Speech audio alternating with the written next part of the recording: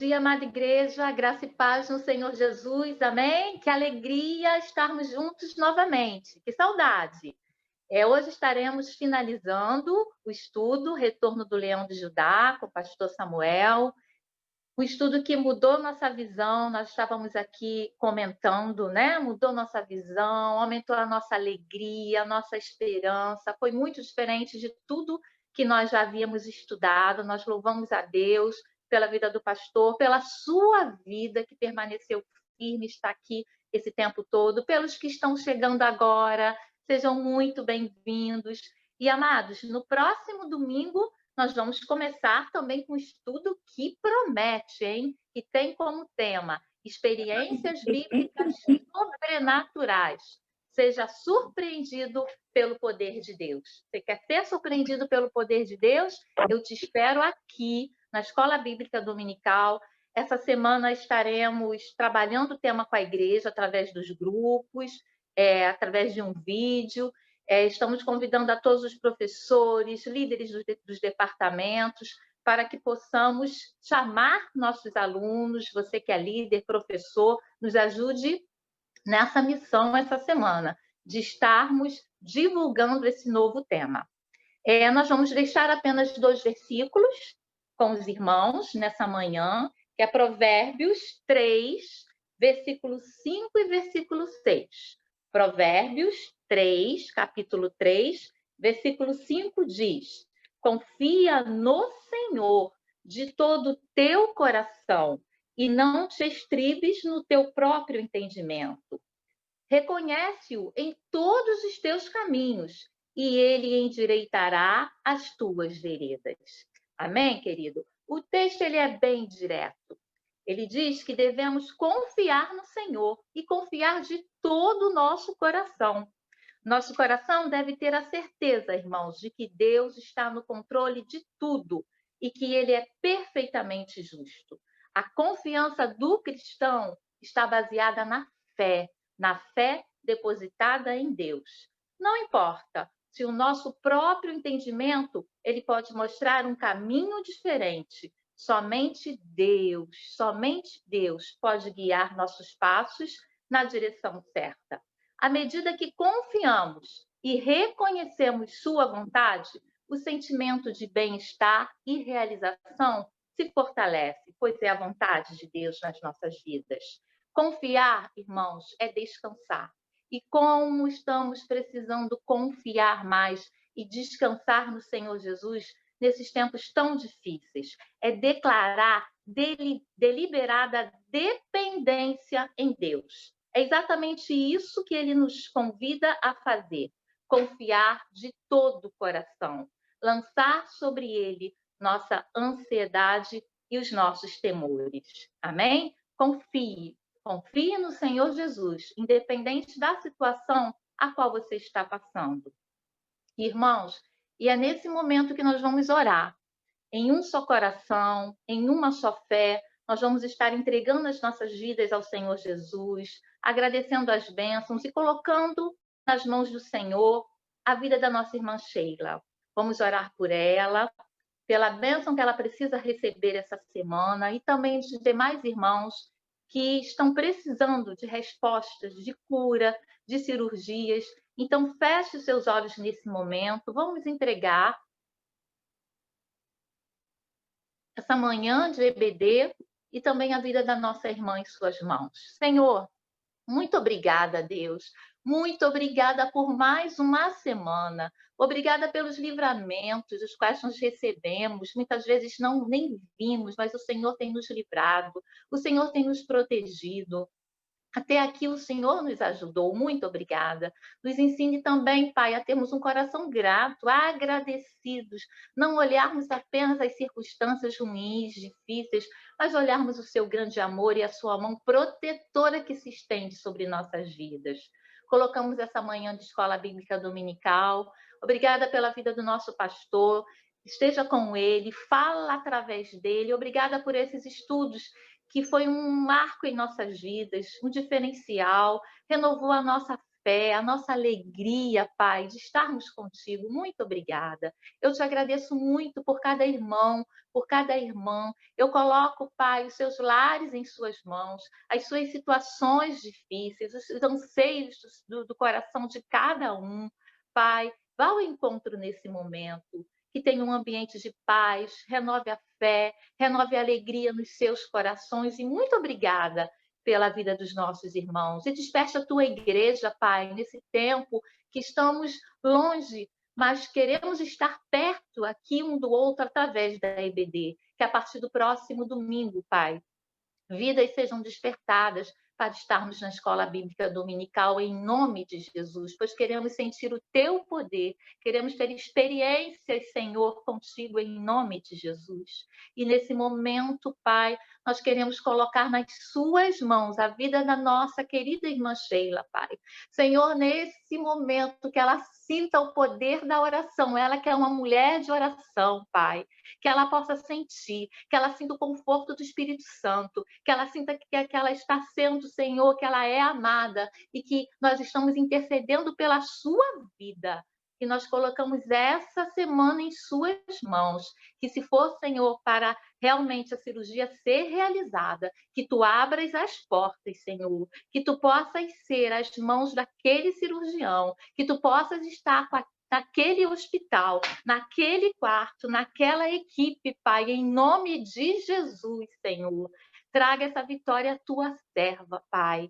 Também, Senhor, nós oramos pela vida do Marcelo. Dê calma, acalme o coração do Marcelo, Senhor. Dá a ele, Senhor, a tua paz, a tua alegria e o teu conforto. Também estendemos aos seus filhos. Cuida daquele lar, Senhor. Faça uma obra naquela casa, em nome de Jesus. E, Pai, nós te agradecemos, Senhor, porque tu tens ouvido as nossas orações. Nossa igreja tem sido abençoada com cura, Pai, com cura da Covid, Pai. Tantos irmãos testificando cura. Ontem, nosso irmão Luiz Armando, te agradecemos pela vida dele, porque ele colocou que ele está se restabelecendo, que seu exame já deu negativo e ele está concluindo o seu tratamento. Louvado seja o teu nome. Obrigada, Pai, pelo poder da oração, que possamos tomar posse dessa arma em nossas vidas, Senhor, e toda armadilha, Pai, do inimigo sobre nossas vidas que seja derrotada em nome de Jesus. Que haja alegria nos lares e que sejamos vitoriosos, que possamos ser homens e mulheres de oração. E muito obrigada por tudo, porque tu és a nossa força, tu és a nossa alegria. Em nome de Jesus, nós entregamos essa manhã de EBD. Amém. Amém. Também fica aqui a minha gratidão, né, por vocês estarem acompanhando já há meses esse estudo, e eu quero, então, estar agradecendo a Deus e a vocês aí por essa perseverança. Dando um panorama geral, como nós já fizemos algumas outras vezes, você pode perceber, então, de que a nossa caminhada aí nesses meses foi estudando, né, esses assuntos aí, da era da igreja, o arrebatamento, né, aí o tribunal de Cristo e as bodas do Cordeiro para aqueles que foram arrebatados, a grande tribulação aqui na Terra nesse mesmo período, né, que seria um período de 7 anos. No final, o Amargedon, né, depois do Amargedon, o milênio, né, onde o diabo ficará preso, e aí, então, no final, ele será solto e derrotado. Falamos do juízo final, e agora, então, estamos nessa parte final aí, que é o novo céu e a nova terra, só para que você possa ter, né, ideia da onde que nós paramos, né, e você, então, poder, então, se localizar, né, esse quadro aqui que está disponibilizado nas aulas, e você também vai poder estar depois olhando aí com mais calma e mais cuidado a aula que foi sendo dada, ok? Então, eu quero agora falar ainda sobre as características da Nova Jerusalém. Vou convidar a você estar abrindo a sua Bíblia no livro de Apocalipse, no capítulo 22, né, que é o último capítulo do livro do Apocalipse, e eu vou ler, então, do verso 1 ao verso 5. Né? Tem algumas informações importantes para nós aqui, para a conclusão do nosso estudo da volta do leão de Judá. Diz assim: então me mostrou o rio da água da vida, brilhante como cristal, que sai do trono de Deus e do Cordeiro. No meio da sua praça, de uma a outra margem do rio, está a árvore da vida, que produz 12 frutos, dando seu fruto de mês em mês, e as folhas da árvore são para a cura dos povos. Nunca mais haverá qualquer maldição nela. Nunca mais haverá qualquer maldição. Nela estará o trono de Deus e do Cordeiro. Os seus servos o servirão. Contemplarão a sua face, e na sua fronte está o nome dele. Então já não haverá noite, nem precisam eles de luz de candeia, nem da luz do sol, porque o Senhor Deus brilhará sobre eles e reinarão pelos séculos dos séculos. Então, nós precisamos estar entendendo um pouco sobre esse simbolismo, né, que fala o Apocalipse capítulo 22. Né? E eu quero, então, achar aqui o slide direitinho para a gente ter essa oportunidade de refletir sobre a Nova Jerusalém. Né? Quero começar, então, falando aqui sobre o material da cidade. Né? E aí o texto também de Apocalipse capítulo 21 vai falar assim: a qual tem a glória de Deus. Seu fulgor era semelhante a uma pedra preciosíssima, como a pedra de jaspis cristalina. A estrutura da muralha da cidade é de jaspis, também a cidade é de ouro puro, semelhante ao vidro límpido. Né? Apocalipse 21, capítulo 21, verso 11 e verso 18. É interessante, né? Eu acho que até a Miliane fez esse comentário, que ela tem uma colega que fica assim assustada com o material da cidade relatado no livro de Apocalipse. Nós precisamos lembrar, né, de que o Apocalipse é uma literatura que precisa ser interpretada, ela é cheia de símbolos.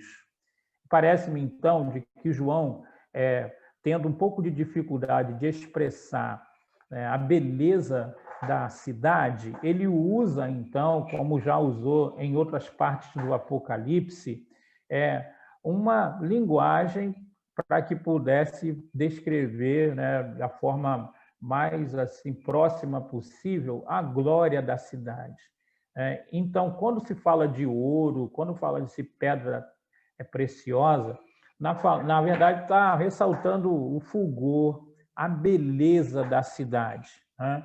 E nós podemos ver, então, de que tudo ali, né, viverá na luz, tudo descoberto, nada será escondido, né? Enfatizando que a integridade é a base de todos os relacionamentos desfrutados da Nova Jerusalém. Né? Daí essa ênfase de falar de que ela é como vidro transparente. Né? Então, nós podemos entender duas coisas aqui. A primeira, que essa linguagem que ressalta ouro, pedra preciosa, para que João pudesse estar chegando próximo àquilo que ele estava contemplando, que não tinha palavras humanas adequadas para que pudesse expressar. Né? Então, ele usa o símbolo das joias e do ouro, né, principalmente para ressaltar a glória de Deus em todo o seu esplendor e pureza. Né? Então, nós precisamos ter isso em mente, né? Porque a linguagem humana ela é inadequada para descrever a majestade e o esplendor de Deus em sua plenitude. O próprio João, né, em Apocalipse, no capítulo 4, no verso 3, ele usa desse artifício para que possa estar tentando explicar a glória de Deus. Né? Apocalipse 4, 3 diz assim: e esse que se acha sentado no trono é semelhante no aspecto à pedra de jaspe e de sardônio, e ao redor do trono há um arco-íris semelhante no aspecto da esmeralda. Então, ele também usou para falar de Deus sentado no trono, no seu fulgor, na sua majestade, né, o uso de pedras preciosas para que pudesse ressaltar a grandeza do Deus Todo-Poderoso, né? Então, esse relato da Nova Jerusalém, né, ser pavimentada de ouro, cheio de pedras preciosas, nada tem a ver com a teologia da prosperidade, né? Tem alguns teólogos da prosperidade que vão ressaltar o seguinte: se nós vamos andar e pisar em cima de ouro, o ouro será o nosso asfalto, então, aqui na terra, enquanto não vamos para lá, devemos também estar desfrutando desta verdade, porque a vontade de Deus, então, é que possamos desfrutar, então, dessa riqueza ostentadora, né, de uma forma em que estejamos já nos preparando para a nova realidade. Mas não é isso que João estava querendo ressaltar. O João estava querendo ressaltar que o fulgor é tremendo, né? Muito grande, que a bênção é muito grande e de que a glória é intensa, né? E que tudo lá vai ser transparente, né? E isso, então, precisa ser ressaltado, ok? Também o texto de Apocalipse capítulo 21, capítulo 22, vai falar sobre as muralhas e 12 portas de pérolas, né? Que também tem um significado. Por que a Nova Jerusalém tem 12 portas, né? Distribuídas de 3 em 3 em cada direção? É para mostrar de que há várias oportunidades para as pessoas entrarem nesta cidade, né? E, então, o número 12 também traz um sentido de um número completo e mostra, então, que os habitantes desta cidade vão vir de toda tribo, língua, povo e nação, né? Mas também é enfatizado de que em cada porta tem um anjo postado, né? Para mostrar também de que nem todos poderão entrar, que existe um critério para entrar, né? Então, as 12 portas significam o quê? Significa ampla oportunidade para os seres humanos, né, de poderem entrar nessa realidade da Nova Jerusalém, aceitando Jesus como Salvador, buscando uma vida cheia do Espírito Santo, né, e de que também não haverá acepção de pessoas no sentido de que haverá gente ali de toda tribo, povo, língua e nação. Quando fala do anjo postado, né, na porta, é dizendo então também de que a entrada não é completamente livre, tem critérios para que se possa entrar nesta cidade, né? Mas além então das portas e dos anjos postados na porta, a Bíblia também fala que a Nova Jerusalém tem um grande muro, né? No capítulo 21, no verso 17 e no verso 18. Que fala, né? Então, nós podemos ver que, ao mesmo tempo que a cidade tem 12 portas, ela também tem uma grande muralha, né? Então, ressalta mais uma vez essa verdade de que ela não é aberta a tudo, né? Mas ressalta também que é um lugar de segurança, de proteção, que o pecado não vai poder entrar nessa cidade, somente os remidos cujos nomes estão escritos no livro da vida do Cordeiro, né? Até aí, Miliane, alguma pergunta para que eu não possa avançar muito?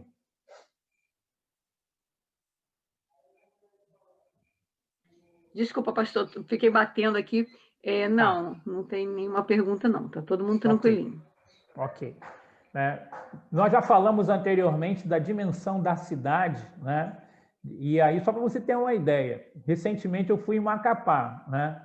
A altura da cidade seria mais ou menos como a distância do Rio a Macapá. Só para você ter uma ideia da dimensão, né, tão grande, mais de 2.000 quilômetros, né?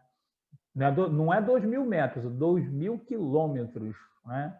E nós já falamos aqui dos fundamentos da cidade, que fala de pedras preciosas, ouro, para ressaltar então o fulgor e a majestade da cidade, dos seus habitantes e principalmente do Pai, do Filho e do Espírito Santo que estarão nesta cidade, né? A Bíblia fala que a Nova Jerusalém tem 12 fundamentos, né? Isso também é importante.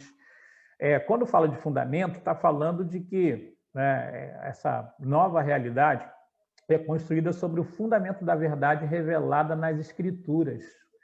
Efésios 2:20 vai falar, né, de que a verdade de Deus está fundamentada nos ensinos dos apóstolos e dos profetas, na revelação da Bíblia.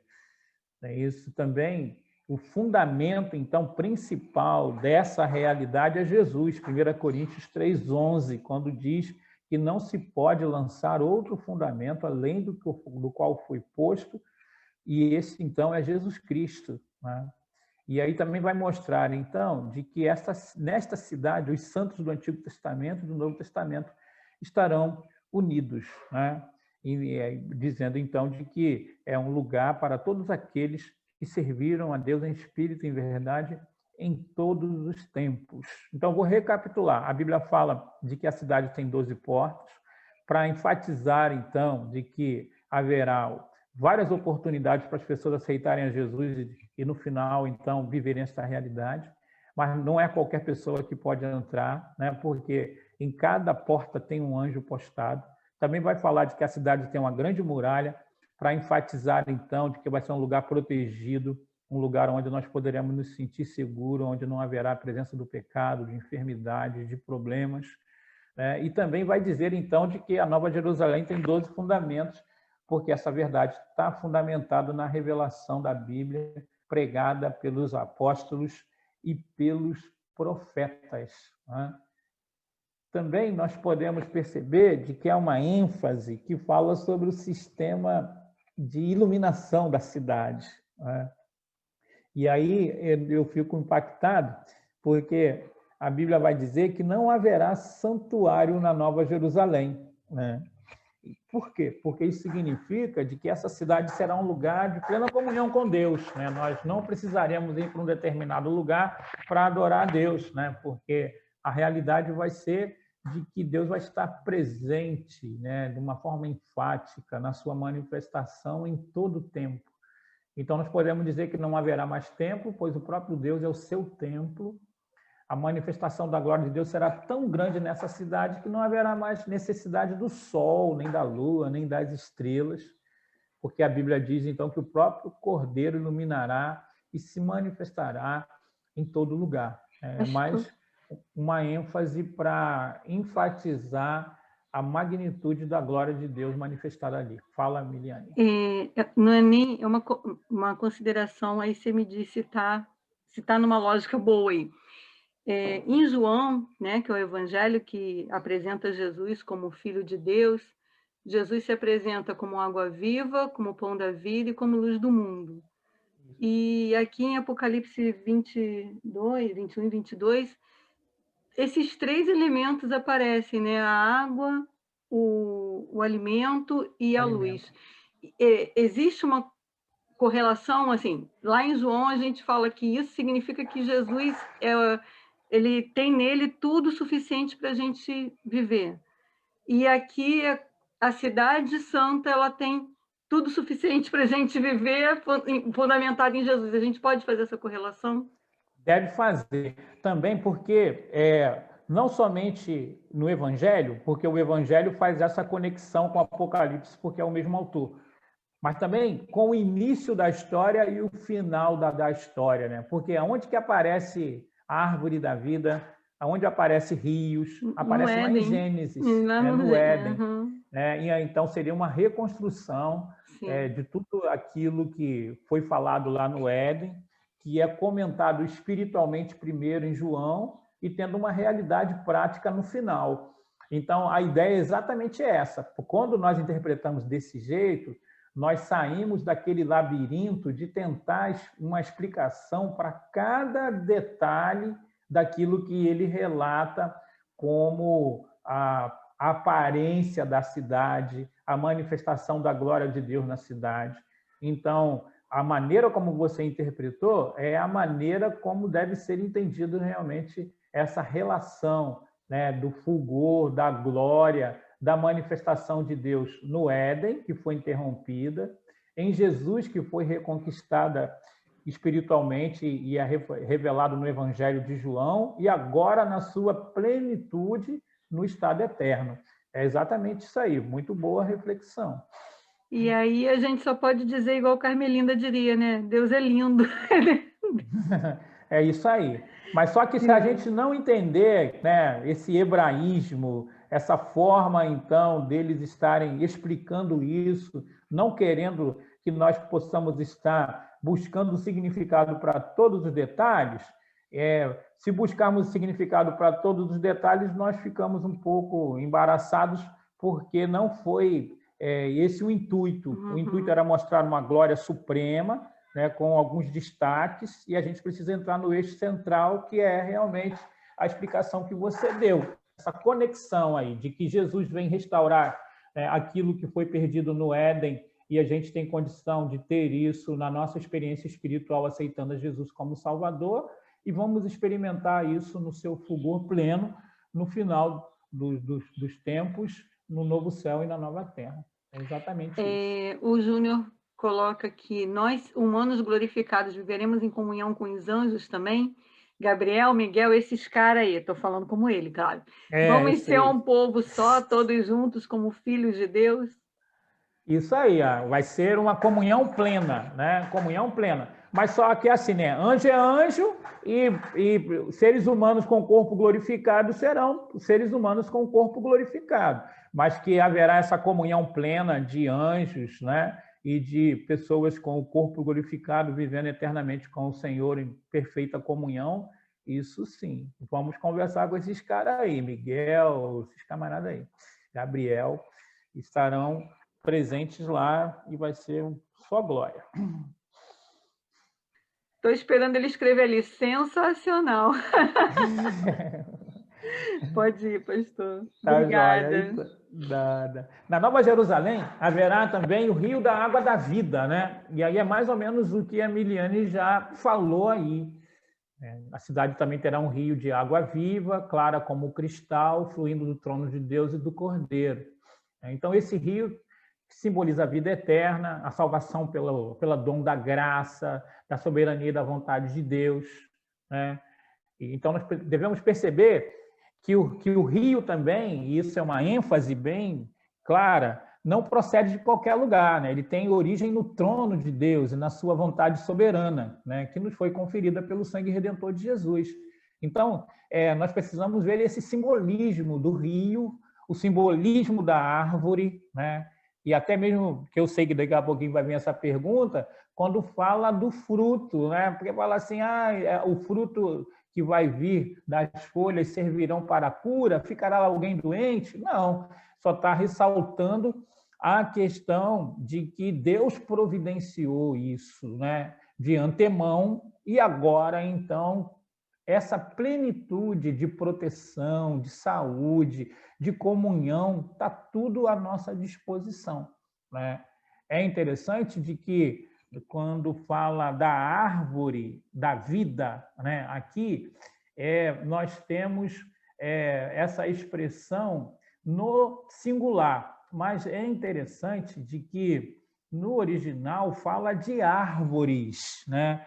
Dizendo, então, de uma amplitude, de um novo ambiente, né? Nessa linguagem ecológica, dizendo para nós, então, que haverá fartura, haverá proteção, e nós precisamos estar entendendo isso, né? Levando em consideração, mais uma vez, que o livro de Apocalipse é um livro que precisa, então, ser interpretado. Então, todas essas figuras é para ressaltar proteção plena,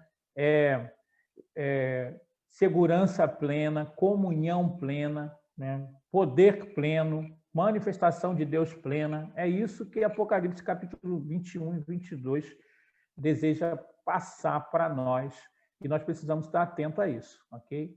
Olha só, a Bíblia fala, então, do rio da vida, né? Quando fala de rio da vida, está falando do fluir constante do Espírito Santo.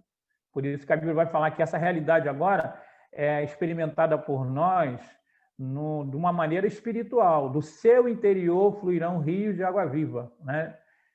Lá no Novo Céu e Nova Terra vai ser uma experiência, então, cotidiana para todo mundo, né?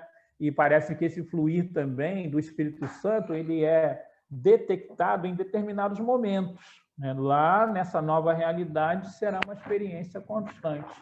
Quando fala da árvore da vida, vai também ressaltar essa questão de Jesus no centro de tudo, que ficou prejudicado lá no Éden, mas nessa nova realidade futura, nós estaremos experimentando isso na plenitude, sem impedimento. Quando fala de 12 frutos, né, está falando, então, dessa plenitude de saúde, né, de realização plena, que vai estar dispostas para nós, né, e a gente, então, não deve ficar preocupado se deveremos ter acesso a isso para não ficar doente, se existe a possibilidade de ficar doente lá. Não é isso que o texto está querendo dizer. Né? O texto, na verdade, fala em Apocalipse 22:2, no meio da sua praça, de uma outra margem do rio, está a árvore da vida, que produz 12 frutos, dando seu fruto de mês em mês, e as folhas da árvore são para a cura dos povos. Mas isso aqui é uma linguagem profética, né? De uma realização de algo que é ressaltado lá no Antigo Testamento, no livro de Isaías, dizendo, então, de que Deus providenciou isso, de que, na verdade, não é o fruto aqui, de mês em mês, não é como uma vacina que a gente vai ter que tomar todos os meses para que haja prevenção. Não, a ênfase, até no original, é essa, de que essa realidade vai estar à nossa disposição. Proteção, plenitude de comunhão, plenitude de segurança, plenitude de saúde, plenitude de inteligência, essas coisas todas à nossa disposição, e essa figura também vem da árvore da vida e os seus frutos, ok? Então, na Nova Jerusalém haverá uma árvore e uma praça. É interessante essa figura também da praça, né? A Bíblia enfatiza isso, né? Que no meio da praça, de uma a outra margem, está uma árvore.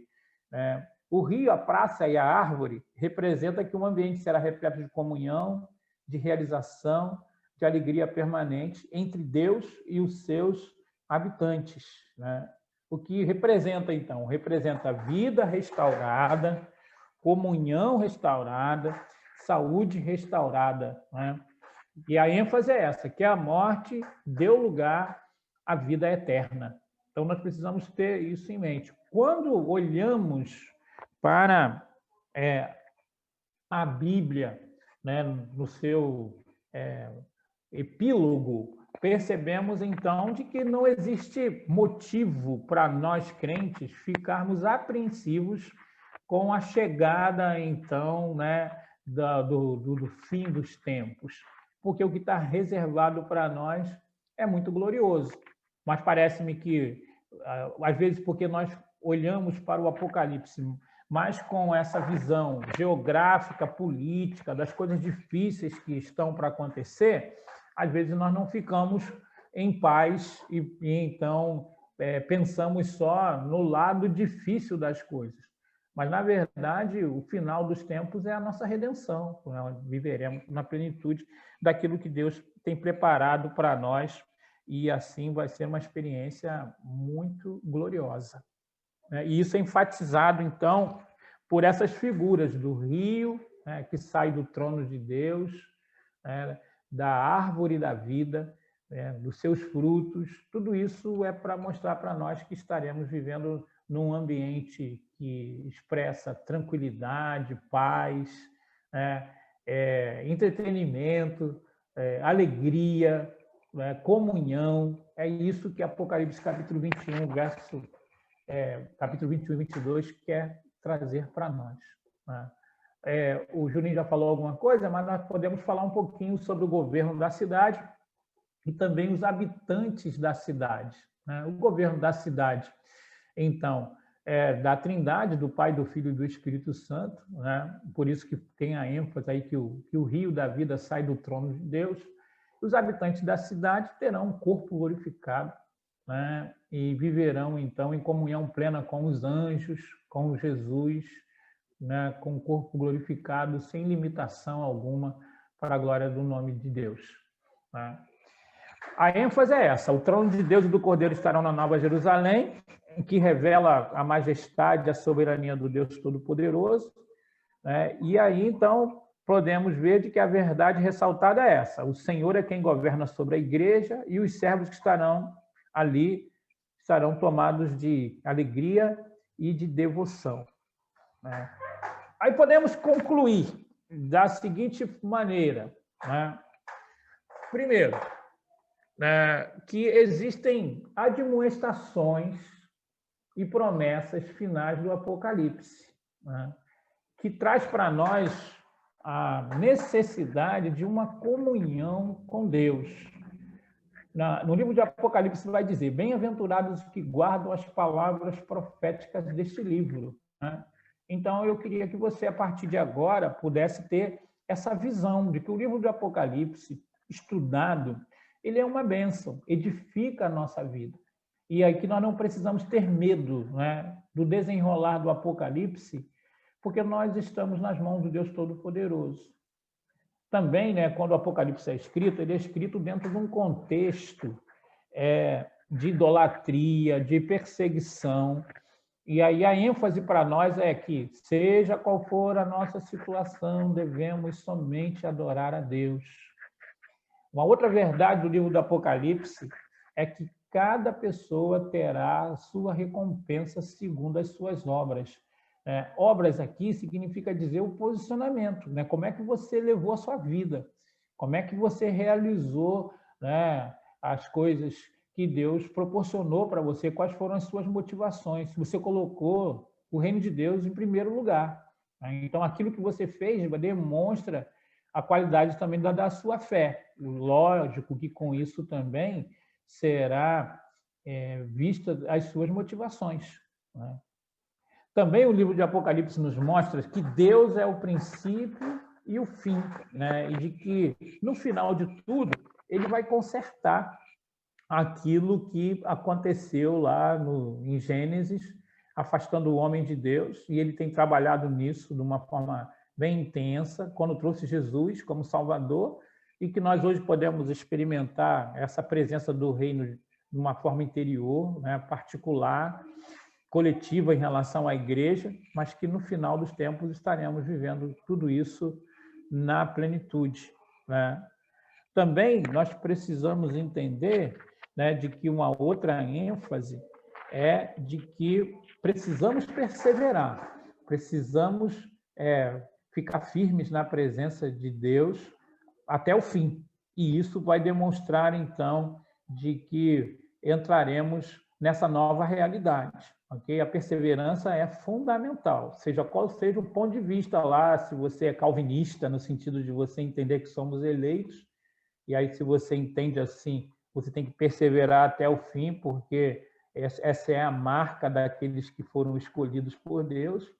E se você tem aquela ideia assim de que precisa perseverar, né, e até mesmo com medo se você pode ou não perder a salvação, que não é o nosso caso da igreja congregacional, que acreditamos que a salvação não se perde, mas a ênfase também é que você precisa perseverar. Aquele que perseverar até o fim receberá a coroa da vida, né? E também entender o seguinte: talvez você não entenda tudo do Apocalipse, talvez você não concorde com algumas coisas, né, que Deus estabeleceu como princípio. Tem gente, por exemplo, que questiona, né? Por que prende o diabo no início para soltá-lo no fim, né? Então, por que vai permitir que venha a grande tribulação, né? Por que os 7 selos trazem julgamentos tão intensos contra os moradores da terra? Eu queria dizer para você que até entendo a sua reflexão, mas nós não podemos modificar a mensagem do Senhor.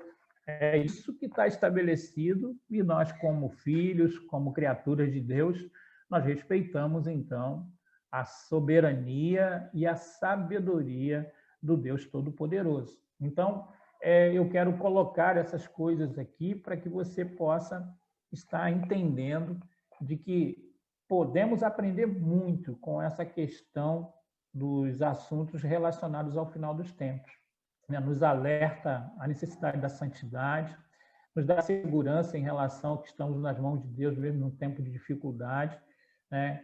E que nós precisamos estar perseverando e proclamando essa verdade para as pessoas que nós conhecemos, né? Para que elas também possam estarem preparadas para esse advento aí, né, do arrebatamento e do desenrolar de tudo aquilo que nós temos falado nesse período aí, para que você possa estar completamente conscientes da volta do leão de Judá. Quando nós falamos da volta de Jesus, então, você está vendo, é uma série de eventos, né? Não é uma coisa separada. Aqui, talvez antes dessa nossa reflexão, você pensasse que era uma coisa que ia acontecer de uma hora para outra e o fim, então, aconteceria automaticamente. Não, o fim dos tempos, então, é o desenrolar dessas coisas todas que nós temos compartilhado aqui nesses meses, ok? Pastor, então, tem uma pergunta aqui, acho que é melhor antes de você fechar. Tá Se bom. existe analogia da árvore do conhecimento com a árvore da vida. Isso. Tá. E depois tem uma outra do Juninho, que é: na glória vamos conhecer Deus inteiramente ou vamos continuar aprendendo sobre Ele por toda a eternidade? Ok. Então, olha só, Miliane. O ser humano, através de Adão e Eva, teve acesso à árvore do conhecimento do bem e do mal, né? Só que eles tiveram acesso antes do tempo devido, né? Antes do kairós de Deus. E isso implicou, então, com que a árvore da vida pudesse ser protegida, para que os seres humanos não pudessem estar vivendo uma eternidade fundamentado no mau uso da árvore do conhecimento do bem e do mal, né? Então, a árvore do conhecimento do bem e do mal trouxe para nós a possibilidade de perdermos a inocência, a simplicidade, né, que era coisas inerentes ao ser humano antes da queda, né? A inocência, a simplicidade, a devoção a Deus. Então, tudo isso ficou afetado com o conhecimento do bem e do mal, né? Então, e a árvore da vida, então, ela vem, né, sendo resgatada na história humana com o advento de Jesus. Quando Jesus vem, então nós recebemos a vida, a Zoe, né? Mas isso, então, é experimentado de uma forma individual, né, e de uma forma coletiva através do povo de Deus, a igreja. Agora, então, no novo céu e na nova terra, aí sim, nós já temos o antídoto, né, da questão de poder administrar ao fato de conhecermos o bem e o mal, né? Por quê? Porque estaremos livres da presença do diabo e da presença do pecado. Então, esse era o tempo exato que Deus estava preparando para que pudéssemos ter o conhecimento do bem e do mal, que Adão e Eva antecipou, né? Então, há uma diferença clássica. A árvore da vida é uma coisa que estava protegida, né? E continua protegida para que o homem não possa ter acesso pleno, né? Quando a morte for destruída, aí sim o homem, o ser humano, vai ter acesso pleno à árvore da vida. E aí esse acesso pleno e desfrutar desta linda possibilidade será, então, no novo céu e na nova terra. Então, a árvore do conhecimento do bem e do mal, nós já experimentamos, nós já temos já. E isso, então, fica claro, porque hoje nós não somos mais inocentes, temos dificuldade, muitas vezes, como ser humanos, de sermos simples, na nossa devoção a Deus, né? Só que Deus, então, de uma forma preventiva, ele estabeleceu que o acesso à árvore da vida não era uma coisa boa, porque senão nós viveremos eternamente com essas limitações, né? No novo céu e na nova terra, essas limitações serão tiradas, aí sim nós teremos acesso pleno à árvore da vida. Então, a ênfase é essa. A árvore do conhecimento do mal, bem e do mal é uma que os seres humanos já desfrutam, né? Ou sofrem também as consequências. A árvore da vida, os crentes desfrutam de uma forma ainda não completamente plena. Nós temos a vida de Deus e tal, a vida eterna, mas essa realidade plena só vai ser, então, desfrutada no novo céu e na nova terra, né? Porque a presença do pecado e a presença do diabo não será mais realidade. E aí tem a pergunta do Juninho, que é se vamos conhecer inteiramente Deus na glória ou vamos continuar aprendendo sobre Ele por toda a eternidade.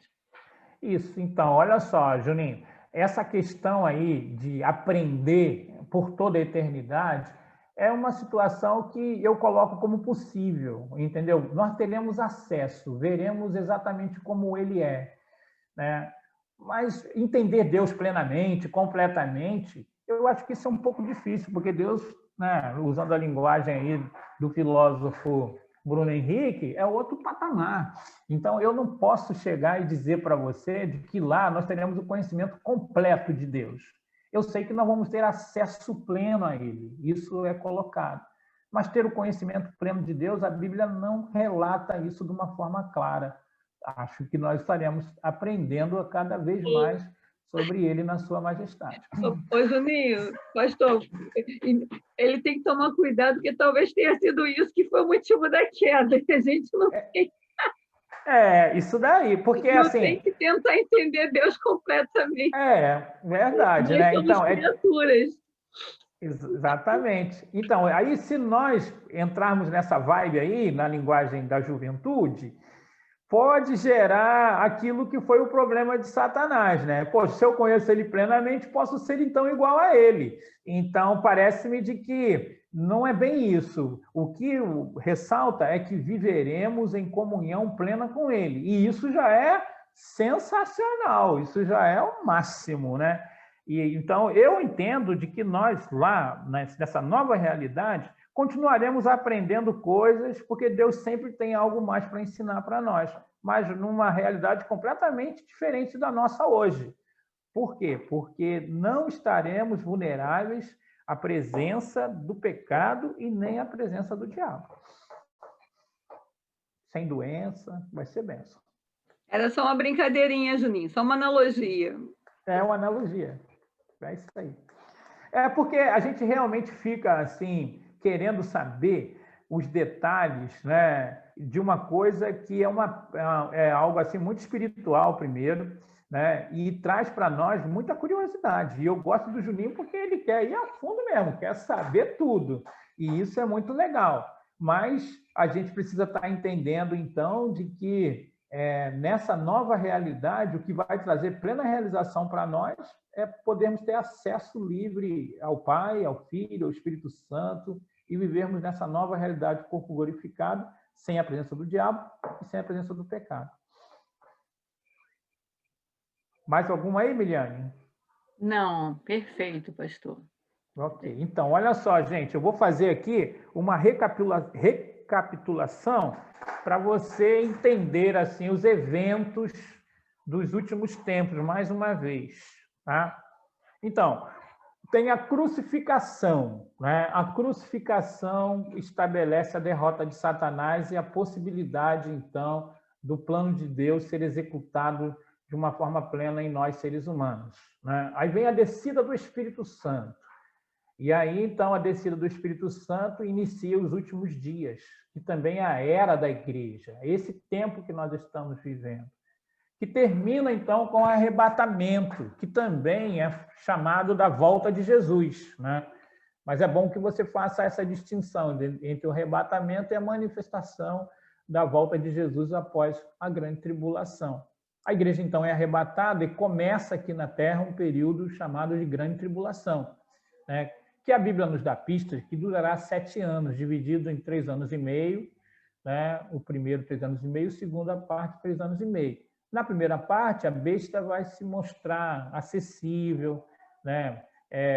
Compreensiva, será um instrumento para estabelecer alianças políticas, vai estar sugerindo caminhos econômicos para a solução de problemas, e vai também estar enganando Israel, que vai até pensar de que esse personagem é o verdadeiro Messias. No final dos 3 anos e meio, então, essa besta mostra a sua verdadeira face, né? E aí, então, também se intensificam os julgamentos de Deus sobre a terra para levar o maior número de pessoas possíveis ao arrependimento. No final, né, desse período de 7 anos, acontece a Guerra do Armagedon. A Guerra do Armagedon, que a besta e o falso profeta serão lançados no Lago de Fogo, né? No Lago de Fogo, né? E aí, então, haverá o julgamento das nações, aquelas que foram favoráveis a Israel, e aquelas que foram favoráveis a Israel, os habitantes dessas nações entrarão no milênio. Nós, por sua vez, estaremos voltando, né, junto com Jesus para reinar no milênio. a terra vai ser restaurada e vai ser um tempo bem legal da presença de Deus, da presença de Jesus conosco, né?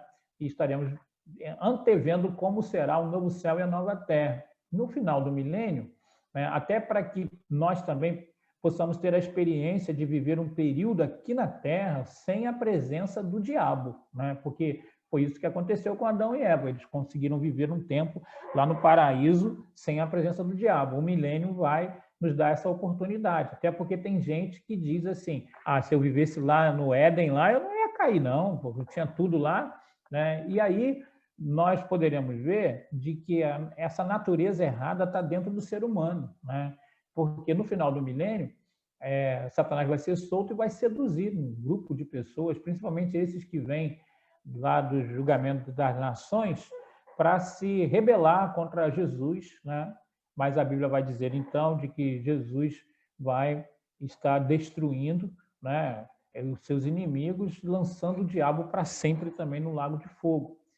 Após isso vem o juízo final, né, o julgamento, então, de todas as pessoas que não aceitaram Jesus no transcorrer do tempo, da história, né? E nós estaremos participando desse julgamento junto com Jesus, não para sermos julgados, mas estaremos ajudando a ele no julgamento. E, finalmente, então, nós estaremos entrando nessa nova realidade do novo céu e da nova terra, que foi o assunto que nós compartilhamos aqui. Okay? Então, com isso, dando esse panorama geral, nós estamos, então, encerrando esse assunto aí da volta do Leão de Judá, que foi muito edificante para mim, né? E espero que tenha também sido para cada um de vocês. Não sei, Miriane, se tem mais alguma pergunta? Não, pastor, não tem nada. Assim, eu gostaria só de falar, pastor, que eu acho que foi assim, uma das coisas mais legais que eu, né, tive a oportunidade de vivenciar enquanto EBD, porque foi um estudo de uma riqueza, né? A gente estava falando na hora que você tinha caído lá, sido arrebatado temporariamente, foi um estudo de uma riqueza que encheu a gente de esperança. E é exatamente como você falou, a gente não vai mais olhar o Apocalipse, todos que passaram por esse intensivo aqui, não tem mais como olhar o Apocalipse como um livro amedrontador, a gente tem como olhar o Apocalipse como uma expectativa enorme de um tempo que vai ser incrível, né? E muito diferente, realmente mudou muito a nossa perspectiva. Muito obrigada, e nós louvamos a Deus pela sua instrumentalidade, pelo seu conhecimento e pela sua disponibilidade de colocar isso à disposição do reino. Ok. Então, eu quero convidar vocês, né, para nós, a partir de domingo, estarmos entrando nessa nova jornada, né, de experiências bíblicas sobrenaturais. Nós vamos estar trabalhando, então, as experiências bíblicas sobrenaturais, né? Estaremos falando, por exemplo, assim, sobre o que a Bíblia fala sobre esse relacionamento, por exemplo, dos anjos com os seres humanos, como isso deve ser entendido biblicamente, como identificar assim se um contato sobrenatural com os anjos é bíblico, vem da parte de Deus, né? Mas os demônios também são anjos caídos. Como discernir essas coisas, né?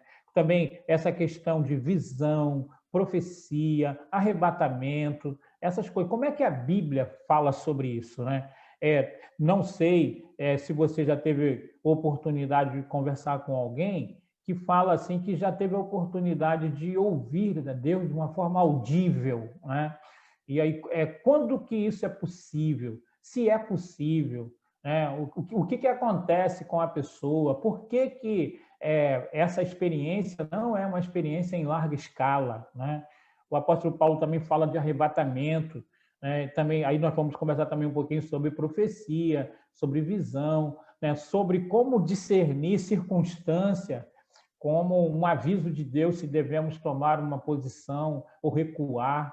Então, esses são assuntos que nós estamos trabalhando aí para que você possa entender, né? Essa questão também dos dons, né? Por que algumas pessoas são curadas, outras não? Né? Quais são os argumentos bíblicos, né? Para mostrar para nós, então, com segurança, o porquê que acontece milagre em determinada situação e em outra não. Eu sei que está na soberania de Deus, mas será que não tem mais detalhes? Né? Será que Deus não fala um pouco mais sobre aquilo que precisamos esperar em relação ao sobrenatural? Então, é isso que eu quero passar para vocês, para a gente estar conversando sobre essas experiências sobrenaturais bíblicas.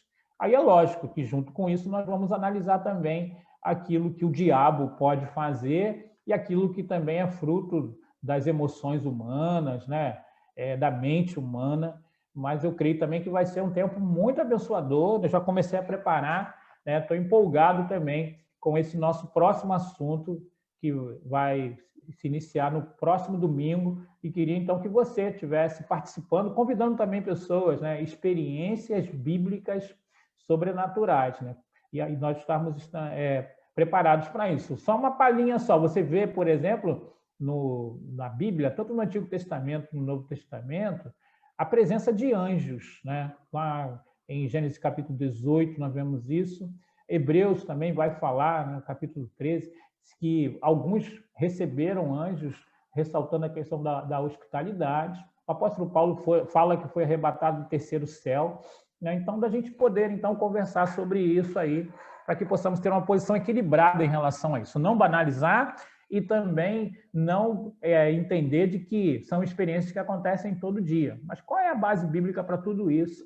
Esse é o nosso intuito para a partir do próximo domingo, e eu espero vocês. Quero agradecer também a Sandra aí, né, por essa oportunidade da gente estar desenvolvendo esses estudos aí em cada domingo aí, que tem sido muito abençoador também para mim. Que Deus possa então abençoar. Vamos orar e eu volto a palavra então a Sandra e a Miliane. Senhor, eu quero te agradecer porque o Senhor nos ensinou através da reflexão do livro do Apocalipse, e eu quero te louvar porque, mesmo com um problema de conexão aqui e ali, mas que também foi muito pouco, o Senhor nos abençoou também, sustentando a conexão. Foram poucos domingos que tivemos dificuldade. Nós queremos te louvar também por isso. Quero te agradecer, ó Deus, por aquilo que os membros da Igreja de Agronomia, os nossos amigos também, parentes, tiveram a oportunidade de ter esse contato com o livro de Apocalipse, com os assuntos que falam sobre a sua volta. Obrigado, porque eu creio que fomos edificados com tudo isso. Mas toda a honra, toda a glória é para o Senhor. Nós continuamos também orando pela Sheila e pelos enfermos da igreja, pedindo que o Senhor os abençoe e os guarde. Recebe a nossa gratidão, nos concede um culto à noite abençoado na tua presença. É a nossa oração em nome de Jesus. Amém. Amém, Pai. Amém, irmãos? Amém? O que está reservado para nós é glorioso. Dá um glória a Deus aí na sua casa, irmão. Levanta a sua mão, Glória diz a Deus. aleluia, aleluia, glória a Deus. Obrigada, Senhor. Eu também termino aqui com a frase da Miliane, né? O estudo que nos encheu de esperança. Amém. Agradecemos a Deus pela vida do nosso pastor, pela sua vida que esteve aqui conosco. E domingo promete, hein, irmãos? Não paramos por aí não, hein? Experiências bíblicas sobrenaturais. Seja surpreendido pelo poder de Deus. E eu te espero aqui no próximo domingo. Divulgue, esteja conosco em todas as aulas. O link é disponibilizado. Se algum irmão tem dificuldade em acessar o link nos grupos, pode me passar o zap, que eu já mando para alguns zap particulares, que alguns irmãos me pedem. E eu posso mandar para o seu zap também. Queremos dizer que nós estamos aqui à disposição para auxiliar no que for preciso com relação à ferramenta. Então, divulgue, conte conosco. Qualquer coisa, entre em contato comigo, com a Miliane, que estamos aqui para ajudar a todos. E muito obrigada. E olha, eu e você juntos aqui, ó, na EBD. Um beijo muito carinhoso, uma semana abençoada. Até a noite na live, hein, irmãos? 19 horas estaremos juntos. Beijos. E agora vamos nos confraternizar. Miliane vai abrir aí para a gente dar um tchauzinho, matar a saudade. Beijo, irmãos. Uma semana abençoada, em nome de Jesus. Eu já estou assim pensando, né? O que vem pela frente? Porque enquanto a gente espera esse estado eterno de glória, a gente tem que ir vivendo as experiências sobrenaturais aqui na Terra, porque nós não somos dessa terra. A gente está aqui né, como peregrino. Com certeza. Muito legal, pastor. Muito obrigada mais uma vez. Pessoal, quem é que quer corajosamente abrir a câmera aí para dar um tchau, para eu poder filmar aqui o nosso tchau coletivo? Eu quero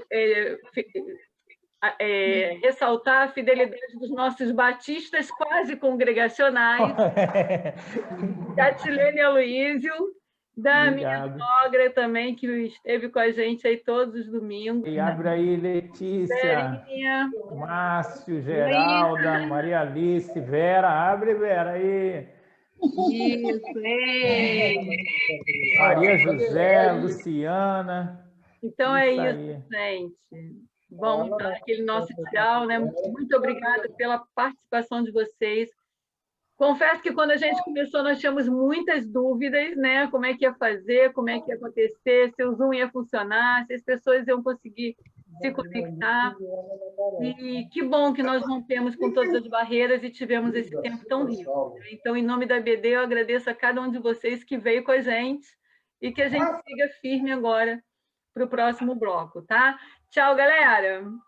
Tchau, a paz, Deus abençoe. Domingo abençoado, uma excelente semana. Tchau.